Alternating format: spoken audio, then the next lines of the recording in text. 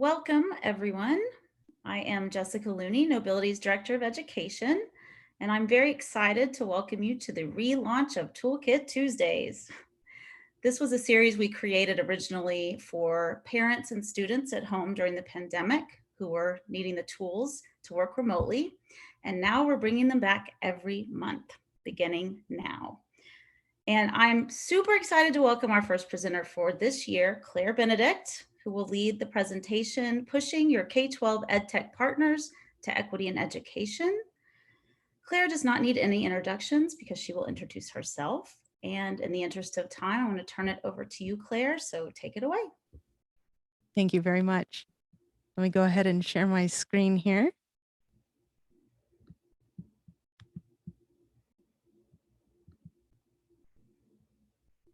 Oh, I see. Here we go. This is always the awkward part.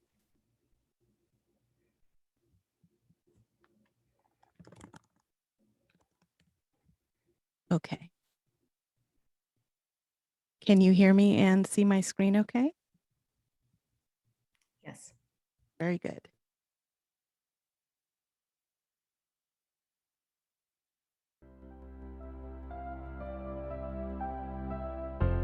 I want to open with this imagery.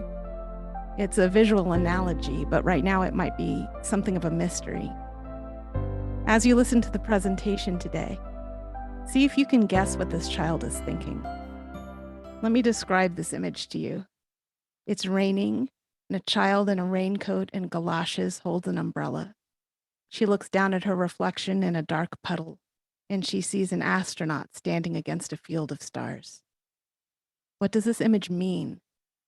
What is this child thinking? I think you'll hear the answer along the way. My name is Claire Benedikt. Hello. I work for a K-12 EdTech company called Houghton Mifflin Harcourt. Some of you may have heard Curious George. That's some of our intellectual property. Curious George, people have heard of him. I'm not here today in my capacity as Director of Accessibility, Innovation, and Compliance at HMH. What I say here today, I say as myself, but HMH has heard me say it too, and they have listened. How I came to be here today is at least in part a ghost story. It's a good ghost. It's the best ghost. My degree, as long ago as it may be, was under the tutelage or mentorship of professors Margaret Syverson and John Slayton, both of whom were thought leaders in the then new area of technology's intersection with pedagogy, which was my sort of passionate thesis even back then. The time frame was 1992, 1997. Professor Slayton was at roughly that time creating the university's Institute for Technology and Learning. And when I met Professor Slayton, he was in the process of losing his vision. Although accessibility was not our main focus, I still learned everything I could from him about the surreal to me story of his loss of sight. He's losing his sight. I'm pretty sure I was clumsy and desperately naive with all of my questions, but he taught me so much, and literally decades later, over the course of an ordinary workday, my vision started to look a little like this slide. It was blurry. I had some blind spots. I had some color changes. And, you know, by midday, I really couldn't see my work at all.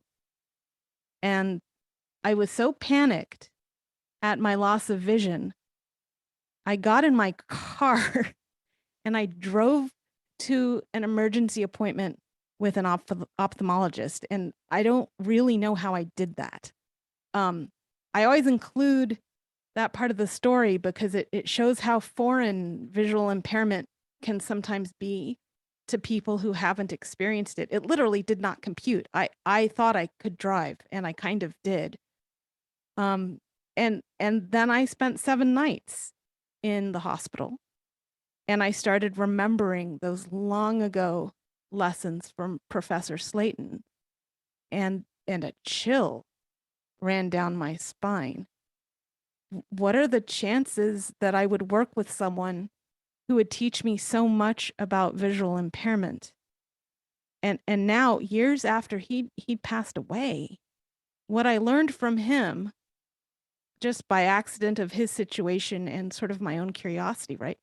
It would suddenly be so relevant to me. And I mean, this was optic neuritis. This was multiple sclerosis. My mind was blown. It was 2014, and I was abruptly identifying with this term disabled. And over the next few years, I developed a philosophy that I later found was shared by many others. You may have heard parts of it before.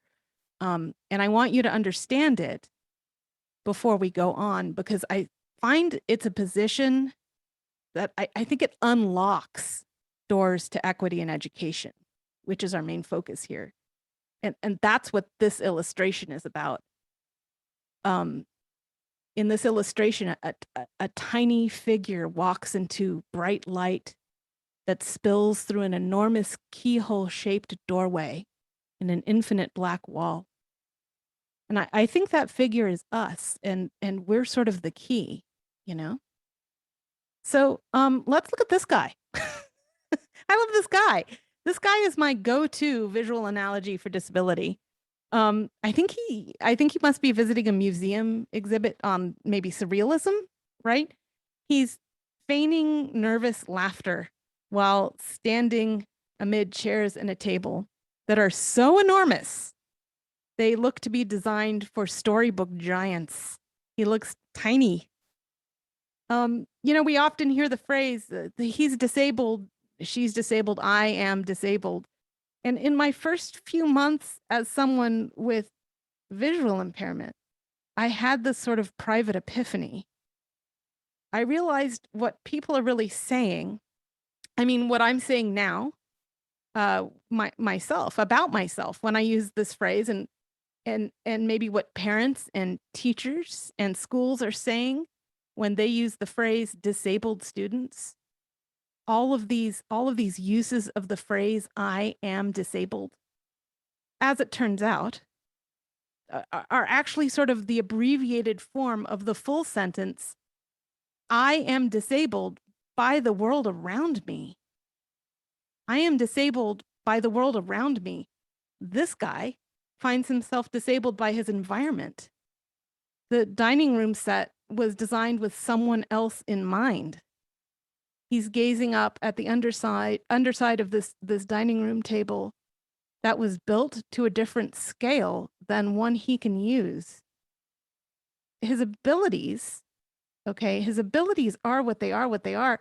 It's the environment that has rendered him disabled. And that was like a critically important conceptual inversion for me to finally understand. Because now I knew that the term disabled can sometimes be descriptive of a person's situation or circumstances rather than the person.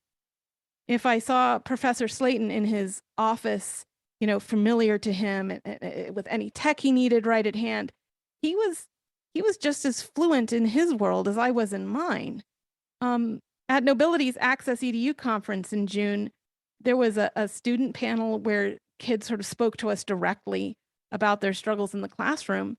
And we heard from a parent, and I think maybe her 9-year-old daughter, I'll call her Ella.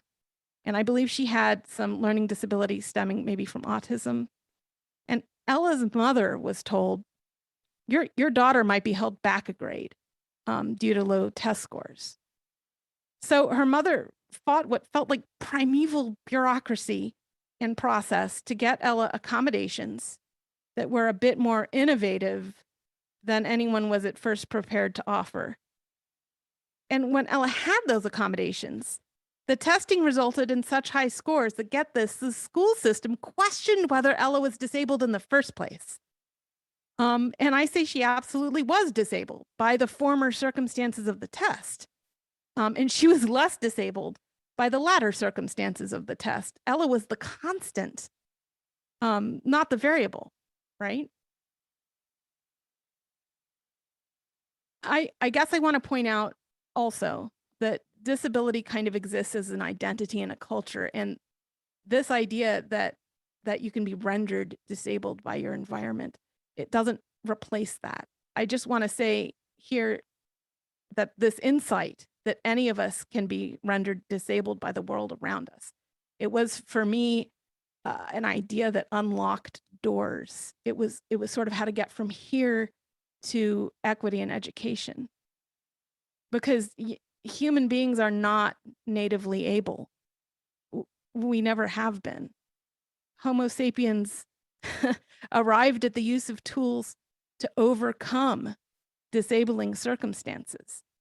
It's kind of the signature of our species.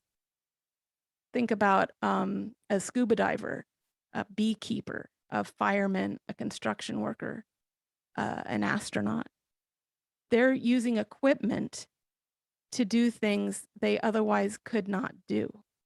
That equipment is their assistive technology. It is designed to allow them to be able in acutely disabling circumstances. All these are examples of people that are enabled by design. We are all enabled by design. This is the mantra of my own accessibility work. You know, the astronaut becomes this all-purpose visual analogy for the kids that are rendered disabled by the world around them. On the screen here, we see the child in the raincoat again, and she's looking down at her reflection in the puddle, and she sees an astronaut standing against a field of stars. And this time, the image is used on a poster with the title Enabled by Design. I guess my question is, have you figured out what she's thinking? It's estimated that at a minimum, 15% of students in the general public school classroom are disabled by the world around them. Like anyone living on a sometimes antagonistic planet, they're unlikely to flourish without support designed to enable them. These kids are our astronauts. We are not responsible for the state of the planet, if you will, but you and your partners in K-12 EdTech are in a position to enable these students to flourish while they are within the ecosystem of education where we have influence. And we know every student is an astronaut of sorts, and none would flourish without support designed to enable them. Speaking of supports, here's an example of just the desk of a K-12 student, okay? We see a monitor, a mouse, a keyboard, some tablet device, a headset, webcam with microphone, mobile phones. This is the assistive technology of the able. This is what I call the assistive technology of the able. And here's a question for you. Would it be possible that this spread is considered maybe a little high end, but yeah, kind of essentially mainstream? Like this is pretty much what kids have. Maybe some of you thought, you know what? No, this is way too high end for most students. Because you know what some of our students are up against out there. And some of you probably know a word for it, since that word has been buzzing recently, and that word is intersectionality. When I see this desk, I see some privilege. So that's where my mind goes, is this term intersectionality. It makes me want to crumple up the concept of this privilege as mainstream and throw it away. Intersectionality is a term coined in 1989 by civil rights activist and legal scholar Kimberly Crenshaw. It's a super helpful concept. Here's a pretty decent definition. It's from Merriam-Webster. The complex, cumulative way in which the effects of multiple forms of discrimination combine, overlap, or intersect especially in the experiences of marginalized individuals or groups.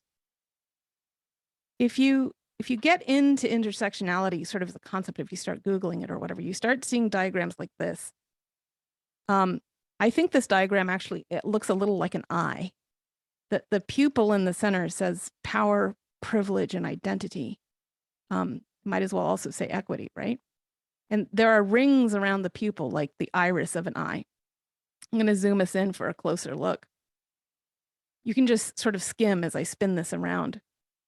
One ring lists intersectional characteristics like gender, socioeconomic status, skin color, and disability. One lists emergent social complications of intersectionality, sexism, classism, racism, ableism. The outermost ring lists whole systems where intersectionality kind of plays out. Like think the legal system, think the education system. Many of us in that education system are looking intersectionality straight in the eye. Without the concept of intersectionality in your equation, it's easy to imagine the classroom as a kind of a normalized bell curve diagram, right? Sort of like this one, where assistive technology of the able and other mainstream situations occupy the center. And then there's fringe situations kind of everywhere else. Okay, so assistive technology of the able and mainstream situations are in the center, and there's fringe situations everywhere else. And there are probably some businesses out there thinking, well, what do my customers need most? You know, even if you added these fringe areas together, they still don't add up to the area of the center. So the center is where I can serve my customer best. So they're designing for a bell curve of normal distribution. It's believed to be economical. But as it turns out, okay, here's the twist. These assumptions are not supported by the real data. Whether you are disabled by the world around you does not fall on a bell curve of normal distribution. In the real world, ability, or rather degrees of being disabled by the world around you, creates a more flattened or platykurtic distribution. You're going to have to forgive some oversimplification here. What I'm trying to say is that the data we have today does not map neatly to a normalized bell curve. We can better see now that situations traditionally identified as fringe actually outnumber the so-called mainstream. And it may have always been this way, but there's sort of an ill-considered principle called economy of scale that have prevented businesses from acknowledging it.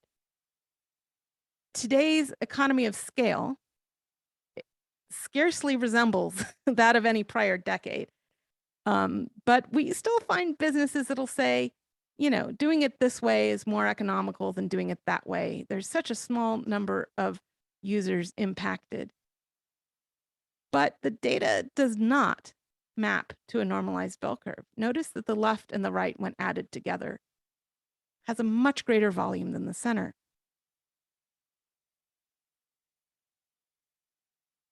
Here's a story. Once upon a time, I was on a call with a company that we'll just call Bob because I don't want to call him out. I was pushing for accessibility related features. And the account representative listened and he kind of started laughing uncomfortably. You have to understand, he told me, you have to understand, we're a business. We can't always design for unicorns. Wow. What does that even mean? What it meant was we cater strictly to the center of a normalized bell curve. It's a fallacy. Like so many of you, I've looked at K-12 online learning programs and products and practices, and I've seen that they disable more students than just our astronauts. Due to the fallacy of the normalized bell curve that drives some K-12 EdTech. Any classroom might disable a student, and a classroom might disable any student. So that's a little bit of where I'm coming from, okay? And that's what informs what I share with you today. I think we need a hero for equity in education, and I think that might be us. We need to talk pragmatically about how to guide suppliers, providers, publishers, and other partners toward equity in education for K-12 public school students. For our story, the one I'm about to tell, the role that ensures accessibility for whatever is bought, licensed, or adopted, we're going to call them the Accessibility Evaluator. This is that Accessibility Evaluator. I thought about doodling the Accessibility Evaluator with like the foot on the providers, haha, right? But in the end, I thought this was best. This doodle wears a superhero cape. And not all heroes wear capes, but our Accessibility Evaluator will. Our hero, the Accessibility Evaluator, is probably keeping one eye on measurements that reflect student growth. This doodle is an abstract diagram of some sort of generic vectors, trajectories, trends. We don't need the details to make the general point. There's 3 lines here in different shades of blue. I want to show that students are typically grouped in various ways, hence 3 different lines. And each line starts in a different place on the left because I want to show that not all students start at the same point in their journey. And each line follows in a regular slope upward from left to right over time. And that's because I want to show our hope that wherever they start and however they struggle, students ultimately grow. Here's the same doodle, new line. There's a new line. Unlike the others, this line slopes downward from left to right over time. And the question is, what's going on with this line? It's not easy to know, but we have to start somewhere. How about our Section 508 and WCAG, that's Web Content Accessibility Guidelines, 2.1 AA requirements, WCAG. How well does WCAG out of the box provide for K-12 students? Well, remember this, the WCAG guidelines are designed predominantly to help disabled adult users perceive, operate, and understand general websites and news, information, social media, marketing, shopping, etc., right? But we know the graduation rate for students with disabilities is roughly 18% lower than for their non-disabled peers. Those intersectional factors are in play here for sure. And I would also argue that the use of out-of-the-box WCAG in K-12 education is also floating around in the mix. How well does WCAG codify the needs of disabled K-12 students? I would say, roughly speaking, the more like general adult users they are, the more WCAG will meet their needs. Otherwise, we can watch the need for teacher, parent, and caregiver intercession to go up. I feel compelled to add, by the way, don't mistake this as a criticism for WCAG. If they tried to do everything for everyone, they couldn't be as strong as they are in the areas where they are the strongest thing we have. Not a criticism. WCAG is not, and nor do we necessarily want it to be in the sort of in the business of K-12. While it attempts and succeeds in codifying the needs of adult users for general websites, it does not try to codify the needs of disabled children who are on a web-based journey to be led to moments of curiosity, engagement, epiphany, and then pass the same test as everyone else in their class. So Out of the box, WCAG by itself will not satisfy your checklist for what is age appropriate, grade appropriate, engaging, or instructionally sound. So heroically, our accessibility evaluator steps up to push for equity and outcome. Okay, so what is meant by equity and outcome? You can guess from what I just said, what we mean by equity and outcome. Try asking your provider something like, what is your success criteria for accessibility? And they might say reasonably, well, our product supports assistive technology and we've tested it thoroughly, and here's our VPAT. And I think we can conclude that their product is therefore perceivable to the senses, right? And maybe operable by whatever assistive tech might be in play. And we hope robust. Robust is as extensively and flexibly supportive as possible for as long as possible. And the provider might reasonably add, you know what? Our products are easy and intuitive to pick up and use, whether you live with disability or not. Everyone gets a top-notch usable experience. Nice. Okay.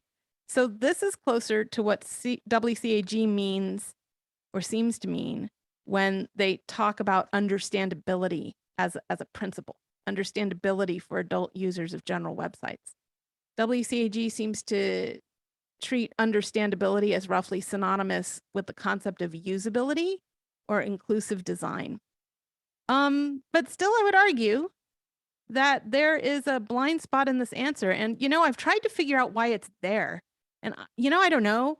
The root cause might be that some of the education and support and training on the topic of accessibility, allowing for some exceptions, it seems to have this blind spot in it too, right? So all of us learning about accessibility might be sort of inheriting this blind spot because the training and education has it also. Because if we look more closely, I think the most accurate evaluation of accessibility is far more human. I mentioned general websites for adult users earlier. That's news sites and marketing sites, shopping sites, that kind of thing.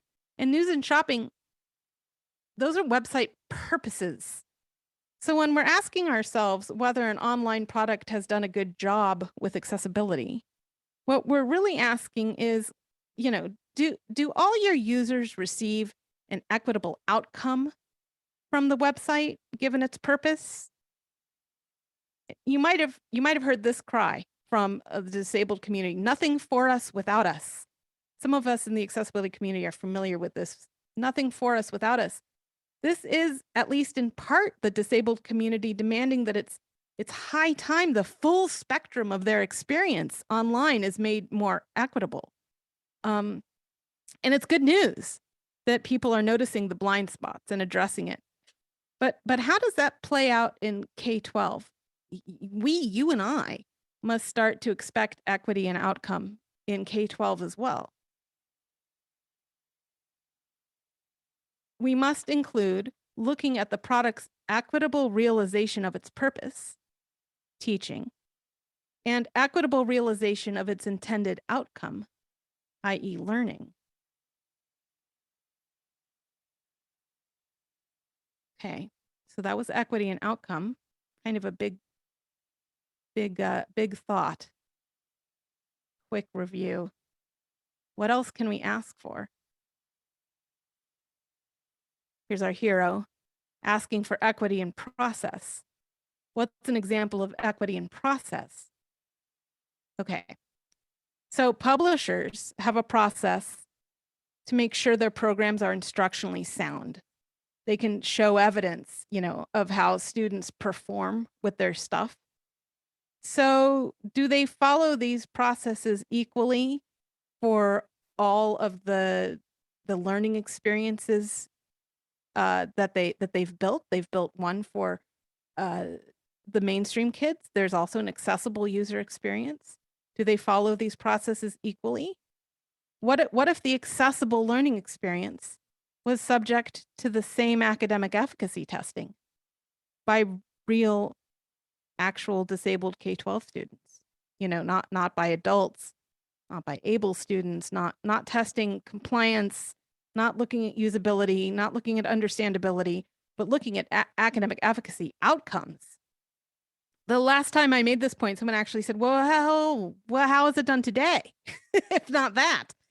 Well, EdTech products may very well be tested for compliance and usability and understandability, excuse me.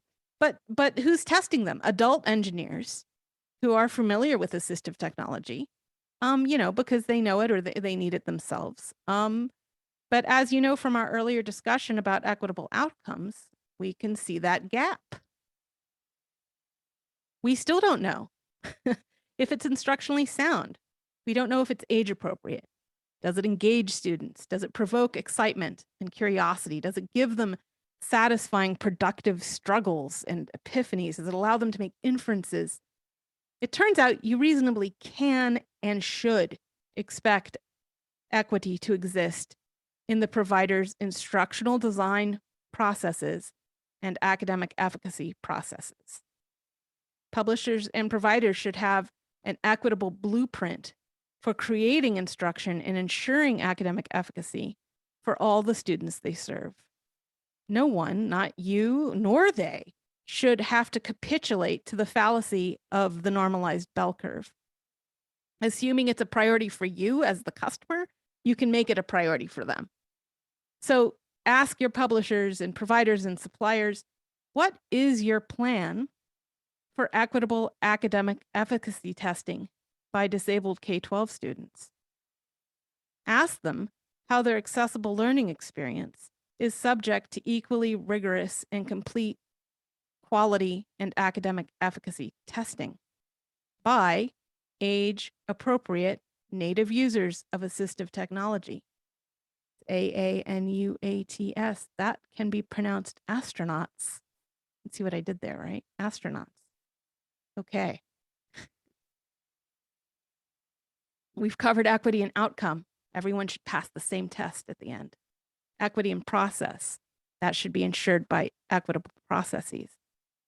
And nothing is higher priority than inquiring about the equivalence of academic outcomes. And equity and process is another way to push for the same. What else can our hero do? You can inquire about equity and access. Okay. So what's equity and access? Let me explain. No, there is too much. Let me sum up. Here's what the law requires of buildings. I love my Princess Bride reference. Here's what the law requires of buildings, okay? If you have a door that doesn't work for everyone, you provide an alternative door for the folks your original door fails to serve. We all know this. I feel a little silly explaining it, but there you go. Here's a blueprint of a hotel, ground floor, lobby, right? So the blue marks where our imaginary, inaccessible revolving doors are located. Imagine, if you will, that this marks the location of the doors that work for everyone else. So a hotel would be breaking so many laws if they made a separate and unequal entrance for the disabled, for disabled travelers, right? So hotels must do this. And so should we. This is what we mean by equity and access. And yet, some resources offered by a publisher or supplier, they won't be compliant, and we actually wouldn't find its compliance desirable. Imagine trying to teach a low vision student about anatomy using an interactive digital coloring book. Okay, some materials cannot reasonably create equity and outcome for their purpose, but that's okay, because the law is on our side. Your publisher or provider must provide an accessible alternative to the user at the same point of use. The user must be able to see and choose the accessible alternative without separate or additional effort, just like this door, right? Accessible here, again, means equitable outcome for the purpose. So what then is an accessible alternative? I'm throwing out this term accessible alternative. Let me refer to our analogy to explain what this means. Our revolving door might be a math game that requires excellent vision and hand-eye coordination if one is to learn from it. We could say this format enables some students, it disables others. So we can ask, can we retain equitable outcome if this learning opportunity is presented in other ways? We know some students would benefit from a better suited alternative. We know the purpose of the resource is to teach or review fractions in a fun way. So another way of teaching or reviewing fractions in a fun way that is less disabling or not at all disabling might not be an exact match as an experiential equivalent, but it could be a pedagogical equivalent, an instructional equivalent. It could offer equitable outcomes. The kids who use the math game and the kids that use our accessible alternative could pass the same test at the end of the day. And that's something we can prove. So our accessible alternative might be this, a compliant PDF, a pedagogically equivalent alternative to the math game. Maybe instead of being fun because it's hand-eye coordination, it can be fun because it's a lesson with a comedic tone and the use of dad jokes to style its examples. I mean, there's lots of ways to create fun.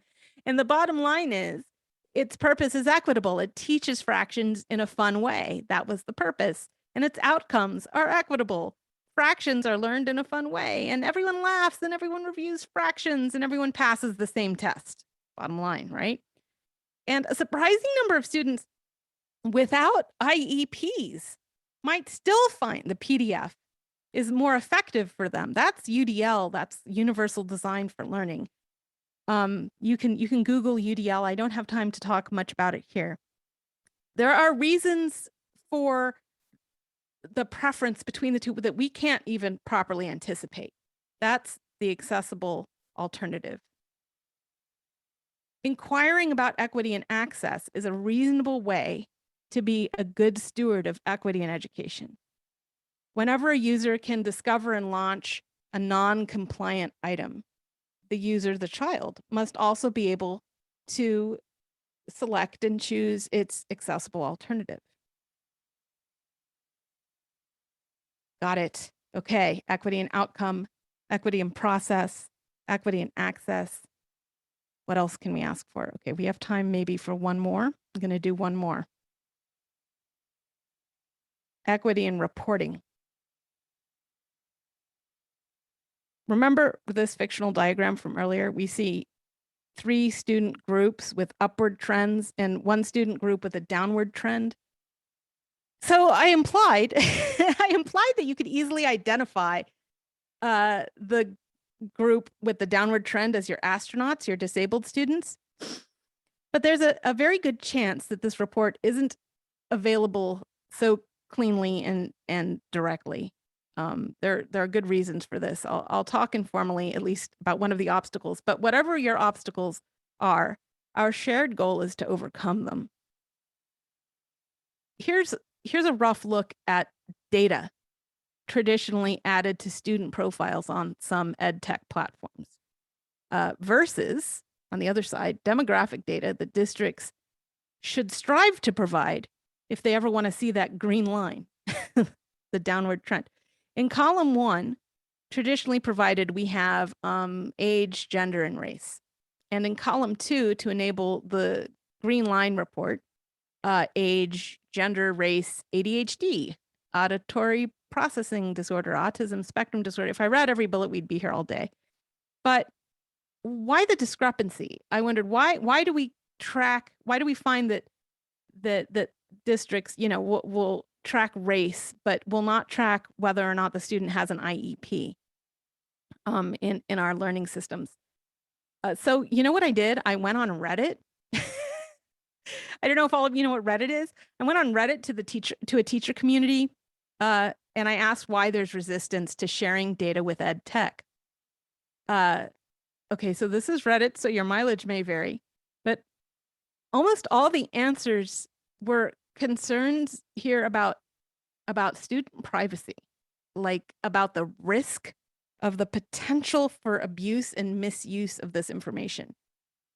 There are laws about student privacy, of course.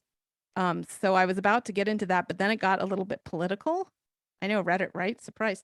There were people who are actually like really deeply distrustful of big tech and of ed tech and of the US Census Bureau and so on. So I followed up, okay, guys, hold on. There are ways to protect and anonymize the data so your district can get the valuable reporting without these risks. And I was told then that they already had tools, like separate utilities that gave them this sort of green line report if they wanted it. And in fact, the reports very rarely came from the tools that actually gave the lessons or even that tested the kids.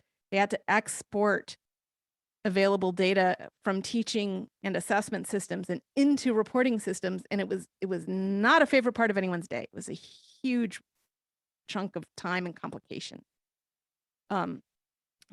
So it's all about equity of outcome according to purpose. If you get reports about groups of students based on a demographic grouping, it's reasonable to expect that one of your groupings can be your astronauts. Okay, it's reasonable to inquire about data privacy practices and to push elimination of any risk that someone has raised their hand about. Okay, know how to use the power of prioritization. Your ed tech providers won't know to prioritize these reports unless you, a parent, a teacher, an admin, unless you prioritize it for yourselves. So it becomes part of what you expect. And then, of course, it's a report they won't be able to produce unless you give them the right data. Again, this is the type of data that will enable you to demand equity in reporting. I know some of you are thinking, well, hey, if we could, don't you think we would? And to that, I say, keep trying. I'm going to keep trying with you. So I'm grateful, to our accessibility evaluators, our heroes of equity in education. This is the summary of the heroic action plan. We're going to inquire about equity in academic outcomes, inquire about equity in process, inquire about equity in access, prioritize equity in reporting. And wow, does anyone else feel like we just compressed like 10 conversations over coffee into like less than an hour? Wow.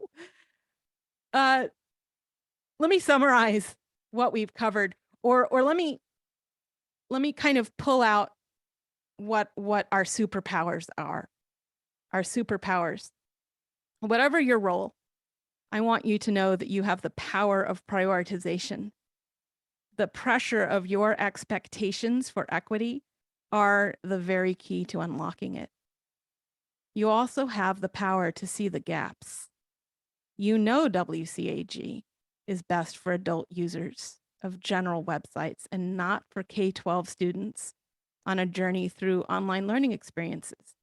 How are you going to use that knowledge? And you have the power of insight.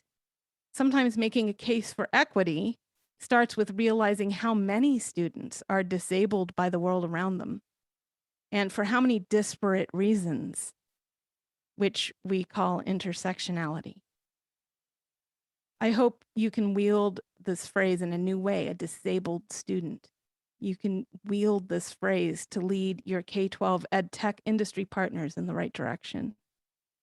You also have what I'll call the power of superintendents.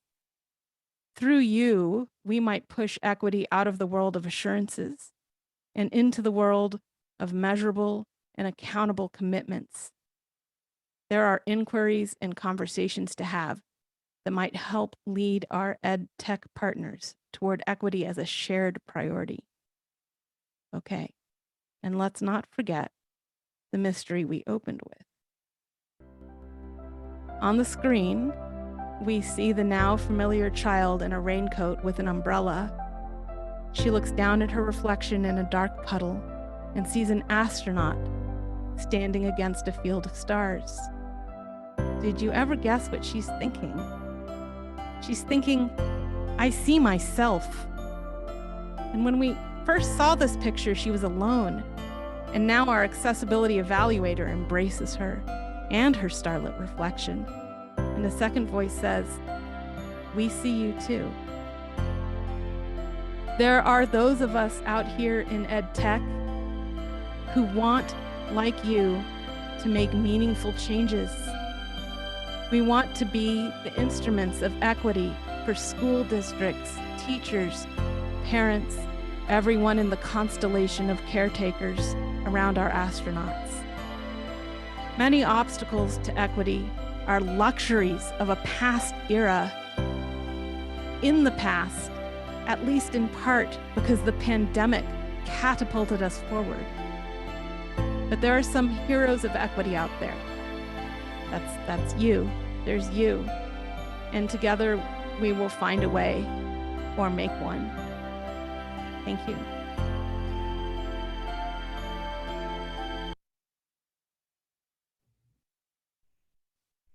Abrupt halt of music. Claire, thank you so much. Thank you. Thank you. And thank you for being an equity hero.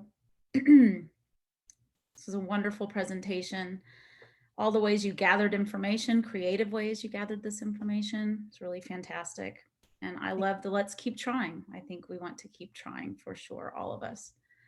So and I thank all of you for being here today and would like to ask that you please join us for the next Toolkit Tuesdays, which will be held on September 7th.